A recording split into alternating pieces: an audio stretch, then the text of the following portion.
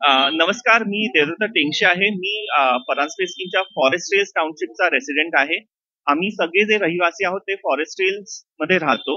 Forest rails एक private township आहे जी परांजपे स्कीम्सनी महाराष्ट्र सरकारच्या ITP नियमांखाली STP नियमांखाली बनवली गेली होती. आमचे जे डिमांड्स आहेत ते दोन मेजर आहेत. एक तर म्हणजे पाण्याशी संबंधित आहे, दुसरं विजेच्या पुरवठ्याशी संबंधित आहे. पाणी जे आहे ते आम्हाला जे मिळतं ते त्याचे रेट्स आम्हाला पुढे कळत नाहीत. आम्ही जेव्हा आलो 2012-13 साली तेव्हा 16 रुपये पर किलो लिटरनी आम्हाला बिल लावलं गेलं होतं. पुण्याच्या लोकांना म्युन्सिपालिटी साधारण 15 रुपये पर किलो लिटरनी लावते, बाकीचे टाउनशिप 20 रुपयांनी लावतात. पण हे 16 रुपयाचा रेट पण वाढत गेला. हळूहळू तो 35 पेक्षाही वर गेला. मग शेवटी तो 48 रुपीज पर किलो लिटर झाला. मागचे 8 वर्ष आम्ही 48 रुपीज पर किलो लिटर या हिशोबाने पाण्याचं बिल भरतोय. आणि आता मागच्या 2-3 महिन्यापूर्वी जे नवीन बिल आली पाण्याची त्याच्यामधले रेट्स खूपच वाढले आणि ते काही लोकांना 100 रुपये पर किलो लिटर ते काही लोकांना 200 रुपये पर किलो लिटर या हिशोबाने बिल आली आहेत. तर आम्ही विचारतो की एवढे बिलांचे रेट्स कसे झाले, त्याचा फॉर्म्युला काय आहे. तर आम्हाला एवढंच पाहिजे की जे पाण्याचं बिल येतं ते रिझनेबल रेटनी असावं, ते बाकीच्या टाउनशिप म्युन्सिपालिटीच्या रेटच्या कंपॅरिझन मधच्या आसपास कुठेतरी असावं. दुसरं जो आमची डिमांड किंवा रिक्वेस्ट आहे ती आहे विजेच्या पुरवठ्याबद्दल. ITP नियमांखाली जो डेव्हलपर असतो त्याची रिस्पॉन्सिबिलिटी असते की वीज प्रोव्हाइड करणं, चांगली वीज, अनइंटरप्टेड वीज प्रोव्हाइड करणं. पण सत्य असं आहे की आज आम्हाला जवळजवळ दर दिवशी विजेची कपात होते. काही दिवस 4 तास, काही दिवस 5 तास आणि पावसाळ्याच्या वेळेला 2-2 दिवस पण वीज जाते. तर आमची एवढीच रिक्वेस्ट आहे की जे ITPच्या नियमांखाली जे डेव्हलपरची रिस्पॉन्सिबिलिटी आहे ते त्यांनी पुरी पाडावी, त्यांनी आम्हाला अनइंटरप्टेड वीज द्यायची सिच्युएशन करावी. आम्ही त्यांना त्यांच्याशी खूप वर्षांपासून बोलतोय. आजचीच ही डिमांड नाहीये. जेव्हा पाण्याचे रेट्स वाढले, जेव्हा बाकीचे प्रॉब्लेम्स आले, आम्ही परांजपेबरोबर 12 वर्षांपासून या गोष्टींवर डिस्कस करतोय, पण काही सोल्युशन निघालेलं नाही अजून. म्हणून आम्हाला इथे रस्त्यावर येऊन आमच्या डिमांड्स कराव्या लागतात. पाणी आणि वीज ही बेसिक नेसेसिटी आहे. बरोबर. त्याच्यामध्ये रेरा कुठपर्यंत अकाउंटिंग काय आहे की खूपसे आमचे जे अपार्टमेंट्स आणि हे होते ते 2015च्या आधी आलेले होते, म्हणून तेव्हा रेरा नव्हतं. रेरा बद्दल पण काय काय इश्यूज आहेत, पण ते आजच्या प्रोटेस्टचा सब्जेक्ट नाहीये. आम्ही फक्त आज जे सगळ्यात महत्वाचे बेसिक इश्यू म्हणत तसं पाणी आणि वीज या दोन गोष्टींबद्दलच प्रोटेस्ट करायला आलेलो आहोत. ते पण आहेत, पण परत आज फक्त विजेचं आणि पाण्याच्या बद्दलच आम्ही बोलायला आलेलो आहोत. पूर्ण झाली नाही तुमचं पुढचं आम्ही काय जे वेगळे गव्हर्नमेंट अथॉरिटीज आहेत त्यांच्याकडे ऑलरेडी कंप्लेंट केलेली आहे. त्या कंप्लेंटवर आम्ही फॉलोअप घेणार आहोत. एका अथॉरिटीकडे हिअरिंग पण आहे जवळच शेड्यूल, तेव्हा आम्ही त्यांच्यासमोर पण आमचे हे विषय ठेवणार आहोत आणि आम्हाला त्यांच्याकडनं न्याय मिळेल अशी अपेक्षा आहे. सोसायटी आहे त्यामध्ये किती फ्लॅट काय ही एक टाउनशिप आहे, तिकडे वेगळे सोसायटीज आहेत. काही हाय राईज बिल्डिंग्स आहेत, जिकडे काही बंगले आहेत, काही वृद्धाश्रमासारखे आहेत. तर साधारण आता म्हणीन तर असे 5001 लोक राहतात.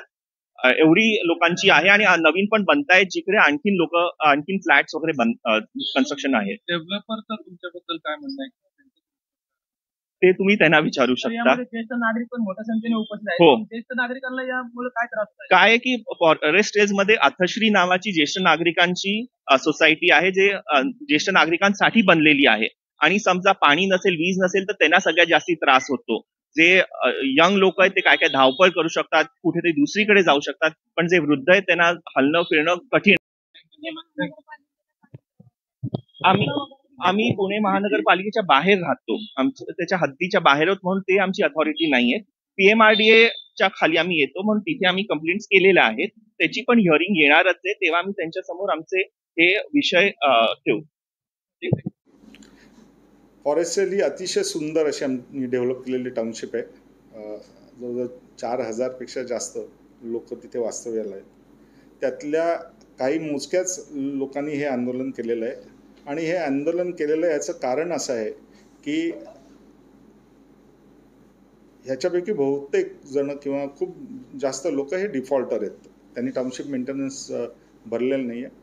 टोटल टाउनशिप मेंटेनन्स ह्या फॉरेस्टेलमधून जवळजवळ 5,40,00,00,000 एवढी रिकव्हरी आहे त्यामध्ये, आणि अत्यंत अल्प दरात आम्ही चे चार्जेस करतो. नाममात्र म्हणजे ₹1 per square foot of carpet area per month असं आम्ही घेतो. कुठच्याही तऱ्हेचं त्यांच्याकडनं ॲडव्हान्स पैसे घेतलेले नाही, डिपॉझिट घेतलेलं नाही आहे. एक्सपेक्टेशन अशी आहे की लोकांनी योग्य वेळेस योग्य ते पैसे टाउनशिपचे भरावेत. बहुतांशी लोक ते भरतायतही आहेत, पण जे लोक गेले 10 वर्ष झाली किंवा त्याच्याहून अधिक काळ टाउनशिपचे मेंटेनन्स भरत नाही आहेत, आणि एवढा मोठा त्याचा आकडा झाल्यानंतर जे लोक प्रामाणिकपणे टाउनशिपचे पैसे भरत आहेत त्यांना साहजिकच असं वाटणं बरोबर आहे की आम्ही पैसे व्यवस्थित मेंटेनन्स करतोय, पण जे लोक भरत नाहीत त्यांच्या विरुद्ध तुम्ही काहीच गोष्टी करत नाहीये. तुम्ही 2-3 वेळा म्हटलात की थोडे लोक, ही जी थोडी लोक आहेत त्यांनी टाउनशिपचे जे काही चार्जेस आहेत ह्याच्यामधले बरेच जण, म्हणजे याच्यातले बहुसंख्य जण आज जे तुम्हाला आंदोलन करताना दिसले ते बहुसंख्य जण ते बंगल्यात राहतात. म्हणजे कुठच्याही तऱ्हेने म्हणजे ज्येष्ठ नागरिक किंवा म्हणजे छोटे फ्लॅट धारक आहेत, ते इनफॅक्ट सगळा मेंटेनन्स व्यवस्थित भरत आहेत. आणि ह्यांना असं वाटतं की विकसकावर प्रेशर देणं, अशा तऱ्हेचे आंदोलनं करणं, आणि त्यामुळे आपल्याला म्हणजे माफी मिळेल किंवा आपण आत्तापर्यंत डिफॉल्ट होतो ते विकसक पैसे मागणार नाहीत.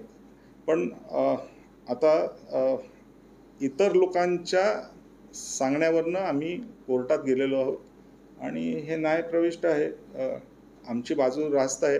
कुठच्याही तऱ्हेची सर्व्हिस आम्ही थांबवलेली नाही. त्यांचं म्हणणं असं आहे की फॉरेस्टमध्ये इलेक्ट्रिसिटी आहे, ही इलेक्ट्रिसिटी बरेच वेळा जाते त्यामध्ये. अर्थात त्याच्यात आमचा फार काही दोष आहे असं मला वाटत नाही, कारण काही MSRDCL ही वीज पुरवठा करते, त्यांच्यावर डायरेक्टली ती बिलिंग करते, आणि पिरंगूट किंवा त्या भागामध्ये भूगावच्या भागामध्ये थोडी विजेची कमतरता आहे, आणि त्यामुळे बरेच वेळा हा इश्यू येऊ शकतो. पण मला असं खात्रीनं वाटतं की MSRDCL सुद्धा हा जो अडचण आहे ती भविष्यात दूर करण्याच्या दृष्टीने खूप प्रयत्नात आहे, आणि मला खात्री आहे की पुढच्या काही वर्षांमध्ये हा संपूर्ण परिसर आहे. तुमची इनोसेन्सी प्रूव्ह करालच, पण ह्याच्यातनं काय असं येतंय का तुमच्या नावाचं डिफेमेशनचे काही लोक प्रयत्न? 101% हे डिफेमेशन आहे, आणि याच्यावर योग्य ती आम्ही कारवाई करू. म्हणजे बहुतांशी लोक आर सो हॅपी तिथे, पण काही लोक ही त्यांना असं का वाटतं माहीत नाही की बिल्डरांना असं डिफेम केल्यानंतर आपलं कार्यभाग साधेल असं. सोसायटी नाहीये का? आहे ना, सोसायटी असते. अहो याच्यामध्ये सोसायटी आहे. ह्या सोसायटीच्या मॅनेजिंग कमिटी किंवा आम्ही टाउनशिप ॲडवायझरी कमिटी आहे, त्याच्यापैकी कोणीच नाही आहे. सोसायटीचे लोक त्यांच्यावर कारवाई नाही करत का डिफॉल्टर म्हणून? म्हणजे ज्यांनी पैसे भरलेत आणि त्यांना इथे बोलवलंय असं त्यांचं म्हणणं असं आहे की सोसायटीनी कलेक्ट नाही केले पाहिजेत, विकसकांनी केलं पाहिजे. पण असाही आरोप आहे की दिवसेंदिवस म्हणजे त्यांच्या रकमेमध्ये वाढत झाली वीज बिलमध्ये. ही पर्टिक्युलरली जी बंगल्याची सोसायटी आहे, आमची पाण्याच्या बाबतीमध्ये कसं होतं की जो त्या सोसायटीमध्ये येणारा पहिलं पाण्याचा नळ असतो, मेन नळ असतो, त्याला मीटर असतो, त्याचं रिडिंग होतं. सगळ्या कॉर्पोरेशनच्या ह्याच्यामध्ये तसंच असतं, त्याप्रमाणे रिडिंग होतं आणि त्याप्रमाणे बिलिंग केलं जातं. त्यांचं असं म्हणणं आहे की प्रत्येक बंगल्यामधलं रिडिंग आपण घ्यावं आणि त्याप्रमाणे करावं. अनफॉर्च्युनेटली गेले 10 वर्ष, आणि ह्याच्यामधले जे आलेले ते बहुतांशी मॅनेजिंग कमिटीमध्ये होते पूर्वीच्या 10 वर्षामध्ये, त्या सगळ्या पाईपलाईन्स आहेत याचा मेंटेनन्स काही करण्यात आला नाही. अनेक लिकेजेस आहेत, आणि त्यामुळे आणि मीटर्स पण बंद असतात, आणि त्यामुळे त्यांना मेन मीटर आणि प्रत्येक बंगल्याचे मीटर ह्याच्यामध्ये जर त्यांचा असंही आरोप आहे जे पाणी 15 रुपये किलो लिटरनी कॉर्पोरेशन देते तेच त्यांना आता 50. एक लक्षात घ्या की पाण्याच्या दराच्या बाबतीमध्ये जर त्यांचं काही म्हणणं असेल तर टाउनशिप ॲडवायझरी कमिटीनी एक कमिटी नेमली होती आणि त्या कमिटीने असं ठरवलं होतं की पाण्याचे दर कसे ठरवायचे. आम्ही 6 किलोमीटरवरून मुळा नदीमधून पाणी 2 स्टेजमध्ये लिफ्ट करतो, त्याचं फिल्ट्रेशन करतो, त्यासाठी लागणारी सिक्युरिटी, मॅन पॉवर, वीज त्याच्यामध्ये केमिकल्स, मेंटेनन्स हा सगळा येतो ना. आणि म्हणजे आम्ही काही कॉर्पोरेशन नाही, आम्हाला काही सबसिडी नसते त्याच्याशी, आणि त्याप्रमाणे जे काही आम्हाला चार्जेस पडतात ते नॅचरली त्यांना लोड करणं, कारण का त्यांच्यासाठीच असतात, त्यांना लोड करणं हे क्रमपत्र आहे. आणि हे आम्ही नाही ठरवलेलं, ॲडवायझरी कमिटीने एक सिस्टीम लावून दिलेली आहे, त्याप्रमाणे बिलं केलेली आहेत. पण काही सोसायट्यांमध्ये प्रचंड लिकेजेस आहेत, आम्हाला तिथे आतमध्ये पण जाऊन देत नाहीत ते, त्याच्यामध्ये ती रिपेअर करण्याची पण जबाबदारी त्यांची आहे. आणि मग जी पाण्याचं वेस्टेज होतं नॅचरली त्याच्यावर पण आम्ही चार्ज लावणार, कारण का आम्हाला त्याच्यावर खर्च पडले सगळा त्याच्यामध्ये. हा मुळात वादाचा. सर याच्यावर त्यांनी अजून एक असा पण आरोप केला की रेराला इन्व्हॉल्व केला किंवा रेरा शुड वेक अप. आता याच्यामध्ये ते हे म्हणतात की तुम्ही वेगवेगळ्या गोष्टींमध्ये गव्हर्नमेंटकडनं सबसिडीज घेतलेले आहेत, एक टाउनशिप बनवली, अगदी ही जबाबदारी तुमची असं म्हणणं आहे. त्यांचं म्हणणं असं असेल, एक तर म्हणजे रेरा आहे, म्हणजे रेरा अकाउंटेबल आहे का त्याच्यात? नाही, मी एक्सप्लेन करतो. ॲग्रीमेंटमध्ये सगळ्याच्या सगळ्या गोष्टी लिहिल्या आहेत. ॲग्रीमेंट टू सेल आपण म्हणतो, त्या सगळ्याच्या सगळ्या गोष्टी लिहिलेल्या आहेत. त्यांची जेव्हा सोसायटी फॉर्म होते त्या सोसायटीच्या जनरल बॉडीमध्ये पण हे सगळे ठराव झालेले आहेत की हे याचं संकलन कसं व्हायला पाहिजे, किती चार्जेस करायला पाहिजेत, कसे यायला पाहिजेत. ह्याच्यातले हे मोजके लोक आहेत ना, यांनी सगळे नियम धाब्यावर, कुठचेही नियम आहेत हे पाळायचेच नाहीत असंच ठरवलं तर कसं चालेल त्याच्यामध्ये. आणि शेवटी मी जरी प्रो कस्टमर असलो, म्हणजे आम्ही प्रो कस्टमर असलो, तर देर इज अ लिमिट त्याच्यामध्ये. सुशिक्षित आहेत, रिटायरमेंट आहेत, ते सगळे नागरिक सिनियर सिटीजन आहेत, तर त्यांच्याकडून असं काय वाटतं, आणि उच्च शिक्षित आहेत. जास्ती करून वयोवृद्ध लोक जास्त आहेत, तुम्ही म्हणता तिकडं जे त्याच्यामध्ये त्या सगळ्या टाउनशिपमध्ये वेगवेगळे घटक आहेत. त्याच्यामध्ये आमचे अथर्शी पण आहे, जे ज्येष्ठ नागरिकांसाठी आहे, त्यांचे पैसे हे अत्यंत वेळच्या वेळ येतात. त्यामध्ये 1 बेडरूम फ्लॅट जे म्हणतो तसे पण आहेत, त्यांचेही पैसे मोस्टली वेळच्या वेळेस येतात.